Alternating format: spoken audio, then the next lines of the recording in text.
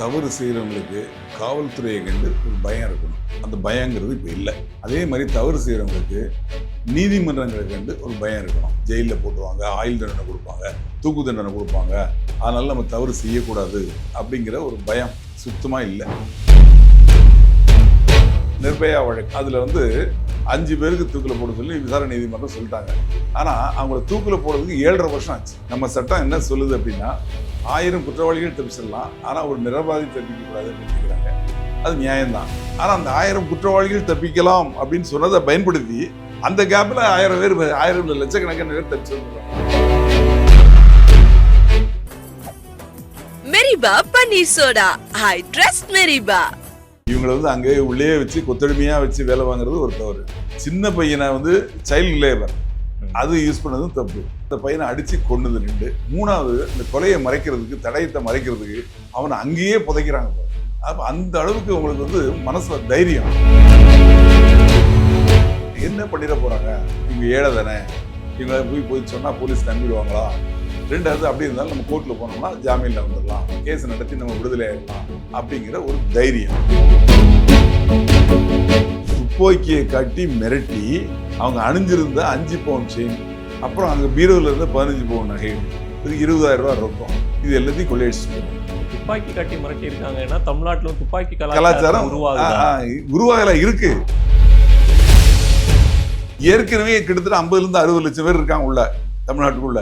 இவங்களை பற்றி கணக்கு எடுக்கிறது அரசாங்கம் தான் செய்யணும். அதுக்கு புதுசாக வந்திருக்க அரசாங்கம் என்ன முயற்சி பண்ண போகிறாங்க அப்படின்னு தெரியல.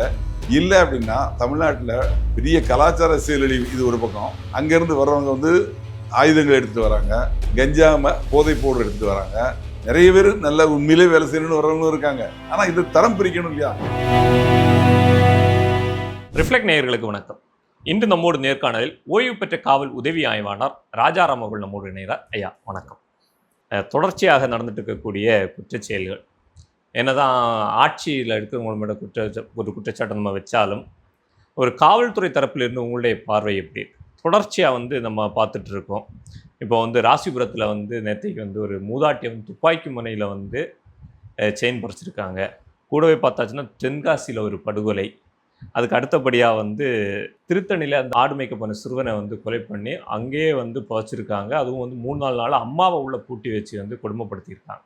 இப்படி தொடர்ச்சியாக நம்ம கேள்விப்பட்டுட்டே இருக்கோம், செய்தி ஊடகங்களில் பார்த்துட்டே இருக்கோம் சட்ட ஒழுங்கு சம்பந்தமான விஷயங்களை. இந்த அரசியலுக்கு அப்பாற்பட்டு ஒரு காவல்துறை அதிகாரியாக உங்களுடைய பார்வை எப்படி இருக்கு? அதாவது தவறு செய்கிறவங்களுக்கு காவல்துறையை கண்டு ஒரு பயம் இருக்கணும். அந்த பயங்கிறது இப்போ இல்லை. அதே மாதிரி தவறு செய்கிறவங்களுக்கு நீதிமன்றங்களை கண்டு ஒரு பயம் இருக்கணும்.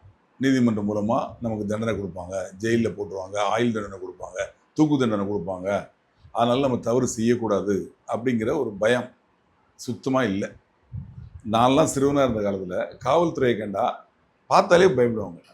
அப்போ இந்த தொப்பி நீளமாக இருக்கும், அரை ட்ரவுசர் போட்டிருப்பாங்க.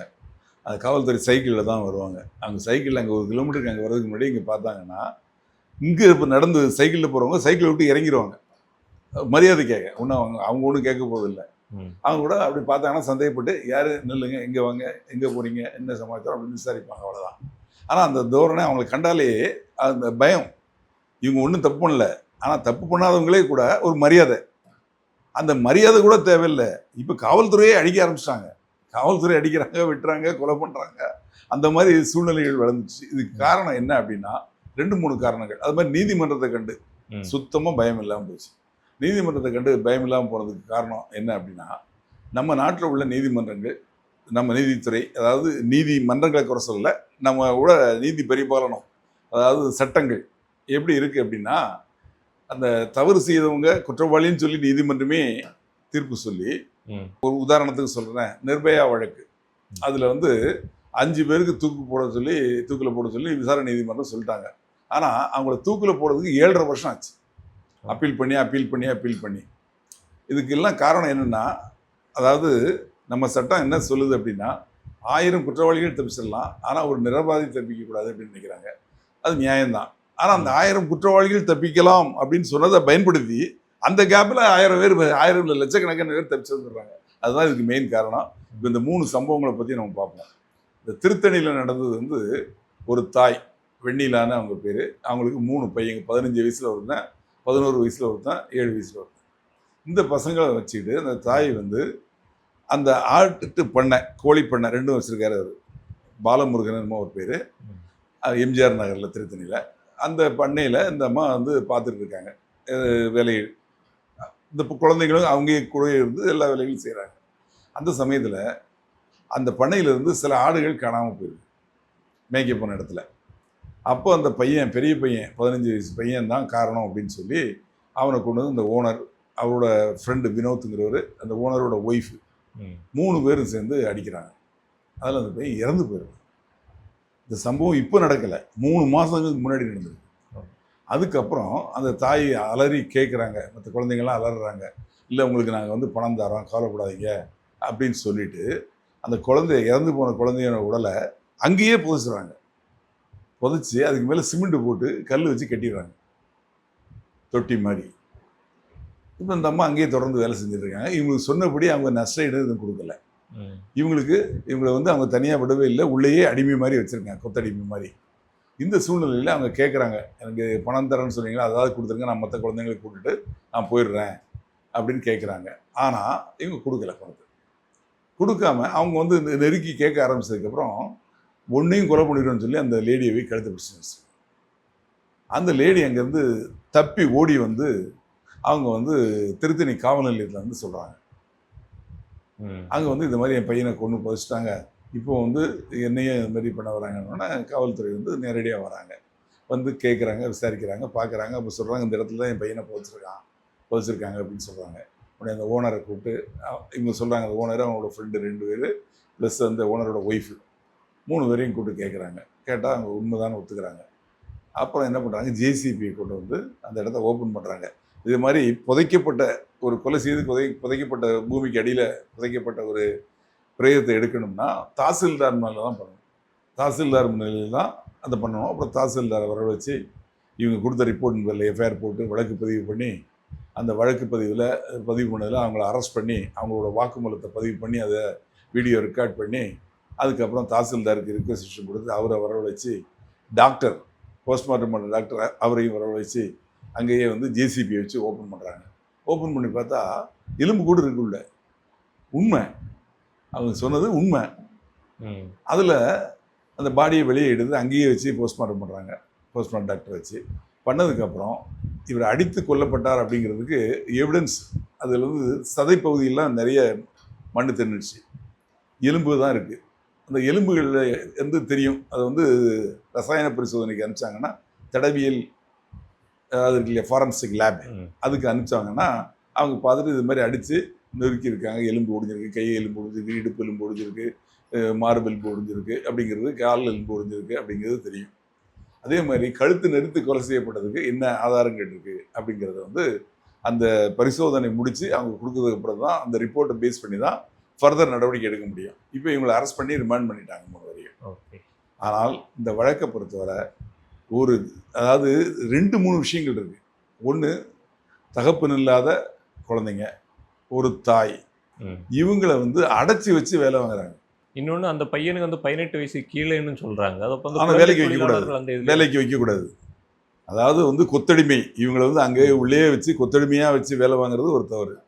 சின்ன பையனை வந்து சைல்டு லேபர், அது யூஸ் பண்ணதும் தப்பு. அப்படியே அந்த பையனோட கவனமின்மையாலேயோ எப்படியோ ஒரு தவறு நடந்திருந்தா அந்த தவறுக்கு என்ன நடவடிக்கை எடுக்கணுமோ, அடிச்சா கொல்லணும். அடித்து கொள்வதுக்கா சட்டத்தில் வழி சொல்லியிருக்கு. ஏன் காவல்துறையில் புகார் கொடுக்கலாம், அந்த மாதிரி இந்த பையன் இந்த ஆட்டை திருடிட்டு போயிட்டான், இல்லை திருடுறதுக்கு உடந்தையாக இருந்தான், ஏதோ ஒன்று உண்மை என்னவோ விசாரித்தா காவல்துறை விசாரிக்க போகிறாங்க. அதை விசாரிக்காமல் அந்த பையனை அடித்து கொண்டது 2. 3வது, அந்த கொலையை மறைக்கிறதுக்கு, தடயத்தை மறைக்கிறதுக்கு அவனை அங்கேயே புதைக்கிறாங்க பாருங்க. புதைச்சி அதுக்கு மேலே சிமெண்ட்டு போட்டு கட்டுறாங்க பாருங்க. அப்போ அந்த அளவுக்கு உங்களுக்கு வந்து மனசில் தைரியம். அதுவும் அம்மா முன்னாடியே, அவங்க அம்மா முன்னாலே, குழந்தை அவன் தம்பிகள் முன்னாலேயே புதைக்கிறாங்க. அவங்களும் அங்கேயே இருக்கிறாங்க பாருங்க. 3 மாதமாக அவங்ககிட்ட இருக்காங்க. ஏதோ அவங்க பணம் தருவாங்க அப்படின்னு சொன்னாங்க, வாங்கிட்டு போகலான்னு. அதையும் கொடுக்காம இப்போ கேட்டதுக்கு கழுத்தையும் பிடிச்சி நினைச்சிருக்காங்க. ஆக அட்டெம்ப்ட் மர்டர் வேற, இவ்வளவும் பண்ணியிருக்காங்க. கொலையும் பண்ணியிருக்காங்க, கொலையை மறைச்சிருக்காங்க, சைல்டு லேபர், கொத்தடிமை, இப்போ அட்டெம்ப்ட் மர்டர், இவ்வளவும் பண்ணிட்டு தைரியமாக இருக்கிறாங்க பாருங்க. இதுக்கு வந்து அவங்களுக்கு என்னென்னா, என்ன பண்ணிட போகிறாங்க, இவங்க ஏழை தானே, இவங்களை போய் சொன்னால் போலீஸ் நம்பிடுவாங்களா, 2வது அப்படி இருந்தாலும் நம்ம கோர்ட்டில் போனோம்னா ஜாமீனில் வந்துடலாம், கேஸ் நடத்தி நம்ம விடுதலை ஆகிடலாம் அப்படிங்கிற ஒரு தைரியம். இந்த சம்பவம். இன்னொரு சம்பவம் இந்த வியாழக்கிழமை 11ஆம் தேதி நைட்டு 9:30 மணிக்கு ராசிபுரத்தில் நடந்திருக்கு. நாமக்கல் மாவட்டம் ராசிபுரத்தில் ஒரு லேடி, அவங்க கணவர் 5 வருடங்களுக்கு முன்னாடி இறந்துட்டாங்க. தோட்டத்து வீட்டில் தனியாக இருக்காங்க. இந்த மேற்கு மாவட்டங்களில் அந்த தோட்டத்து வீடு அப்படிங்கிறது ஒரு பெரிய மோசமான கான்செப்டாக இருக்குது. நிறைய அஃபென்ஸ் இப்படி தான் நடக்குது. இந்த தோட்டத்து வீட்டில் முதியவர்கள் கூடி இருக்காங்க தனியாக. என்ன அப்படின்னா தோட்டம், அதுக்கு இடையிலே வீடு கட்டி அங்கேயே இருக்கிறாங்க.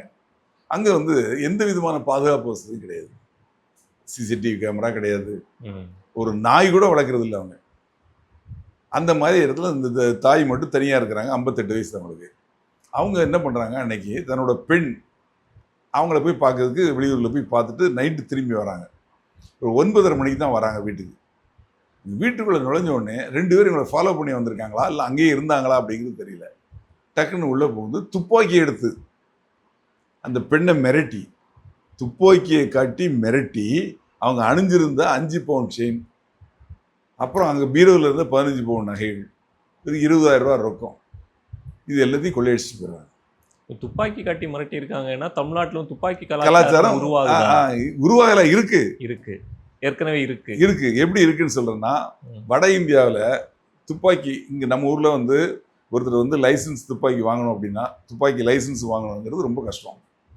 சென்னையை பொறுத்தவரை கமிஷனர், மற்ற ஊரில் வந்து அந்த இவர் தான் கலெக்டர் தான் அதுக்கு வந்து உத்தரவு கொடுக்கணும், லைசன்ஸ் கொடுக்கணும். அவ்வளோ லேஸில் கொடுக்க மாட்டாங்க. எதுக்காக என்ன ஏதுன்னு கேட்டு ரொம்ப விசாரணை பண்ணி ரொம்ப ரெஸ்ட்ரிக்ட் பண்ணுவாங்க, வாங்கவே முடியாது.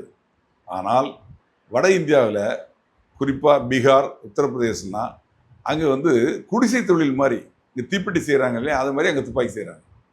அதான் அங்கேருந்து இப்போ நார்த் இந்தியாவிலேருந்து கிட்டத்தட்ட ஒரு 50 லட்சம் பேர் தமிழ்நாட்டில் இருக்காங்க, லேபராக இருக்காங்க.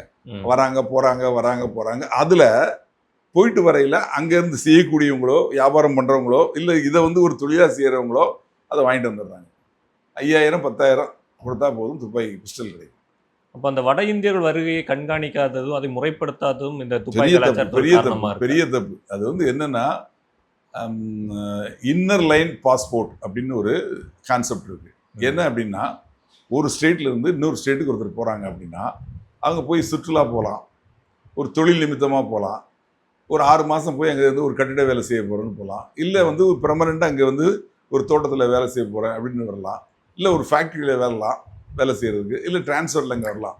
இது மாதிரி வெளி மாநிலத்திலேருந்து இந்த மாநிலத்துக்குள்ளே நுழையிறவங்கள அங்கேயே தடுத்து நிறுத்தி அவங்களோட ஆதார் கார்டு, அவங்க எந்த பகுதியிலேருந்து வராங்களோ அந்த காவல் நிலையத்தில் இவங்க பேரில் வழக்கு இருக்குது இல்லை என்னங்கிற சர்டிஃபிகேட்டு, இங்கே யார் அவங்களுக்கு வேலை கொடுக்குறாங்க, நான் தான் வேலை கொடுக்குறேன், இந்த அட்ரஸில் தான் தங்கியிருப்பார், என்கிட்ட தான் 3 மாதம் வேலை செய்வார், அப்புறம் போயிடுவார் அப்படின்னு இவங்க கொடுக்கக்கூடியது. இது எல்லாத்தையுமே வாங்கி அவங்களோட ஃபோட்டோவெல்லாம் எடுத்து, கைரகையெல்லாம் எடுத்து, இதை எல்லாத்தையும் வந்து ரெக்கார்ட் பண்ணணும். ரெக்கார்ட் பண்ணால் யார் எங்கே இருக்கிறாங்க எதுன்னு தெரியும். இப்போ யார் என்ன ஏதுன்னே தெரியல. இப்போ பார்த்தீங்களா, சமீபத்தில் ஒரு கொலை சென்னையில் பெரம்பூர் ரயில்வே ஸ்டேஷனில் ஒரு முண்டம் கடைசியில் பார்த்தா அதில் மெயின் அக்யூஸ்ட் யாருன்னா ஒரு லேடி, இறந்து போனவனோட ஒய்ஃப் அப்படின்னு சொல்கிறாங்க. ஆனால் அந்த அம்மாவுக்கு ஏற்கனவே கல்யாணம் ஆயிருக்குன்னு சொல்கிறாங்க. அவங்க இந்த ஊரை சேர்ந்தவங்க கிடையாது, அசாம்லேருந்து வந்ததா சொல்கிறாங்க. இப்போ விசாரணையில் பங்களாதேஷ் சேர்ந்தவங்க. அவங்க வங்காளதேசத்துலேருந்து நம்ம நாட்டுக்குள்ளே வந்து அங்கே கல்யாணம் ஆகி ஒரு குழந்தை இருக்குது, 10 வயசுல பெண் குழந்தை. அதை விட்டுட்டு இப்போ இறந்து போய் பாடியாக இருந்தானே இவனை கல்யாணம் பண்ணி கொண்டு வந்து கல்யாணம் பண்ணி இங்கே வந்துருக்காங்க. இங்கே இருந்துக்கிட்டு என்ன பண்ணுறாங்க, அப்பல்லோ ஹாஸ்பிட்டலில், அந்த தரமணியில் இருக்கக்கூடிய அப்பல்லோ ஹாஸ்பிட்டலில் அந்த இது இருக்கு இல்லையா, கேன்சர் அது சம்மந்தப்பட்ட ஸ்பெஷல் ஹாஸ்பிட்டல். அது அங்கே வரக்கூடிய நார்த் இந்தியன்ஸுக்கு கூட ஹெல்ப் பண்ணுற மாதிரி, அவங்க தங்குறதுக்கு இடம் வீடு வாங்கி வீடு எடுத்து கொடுக்குறது வாடகைக்கு, அவங்களுக்கு உதவி செய்கிற மாதிரி செஞ்சு இவங்க காலத்தை ஓடிட்டு இருக்காங்க. இதே தான் தொழிலாக நடத்திட்டு இருக்காங்க. இப்போ இவங்களுக்குள்ள பிரச்சனையில் இந்த இறந்து போனவருக்கும் வேற பெண்கள் கூட பழக்கம் இருக்குன்னா, அந்த அம்மாவுக்கு வேற ஒருத்தன் கூட பழக்கம் இருக்கு, அவனும் அசாம்காரன். அவங்க 2 பேரும் சேர்ந்து கொலை பண்ணி அதை பார்ட்டாக பிரித்து ஒரு பார்ட்டை இங்கே கொண்டு போட்டாங்க. பாருங்க, அதாவது அவங்களுக்கு யாருக்குமே அந்த பயம்ங்கிறதே இல்லை. காவல்துறை இந்த மாதிரி இருக்க நம்மளை அரெஸ்ட் பண்ணுவாங்களா, ரிமாண்ட் பண்ணுவாங்க, அதை பற்றி அவங்க கவலைப்படவே இல்லை. அந்த அளவுக்கு இப்போ இந்த வெளி மாநிலத்திலேருந்து வந்தவங்களை பற்றி பேசிட்டு இருக்கனால சொல்கிறேன், அந்த இன்னர் லைன் பாஸ்போர்ட் அப்படிங்கிறத வந்து மத்திய அரசு தான் பண்ணணும். ஏன்னா அந்த மாநிலமும் அந்த மாநிலத்தையும் 2 பேரும் ஒத்துக்கணும், அப்புறம் மத்திய அரசு தான் அதுக்கு உத்தரவு போட முடியும். ஏற்கனவே கிட்டத்தட்ட 50 to 60 லட்சம் பேர் இருக்காங்க உள்ள தமிழ்நாட்டுக்குள்ள.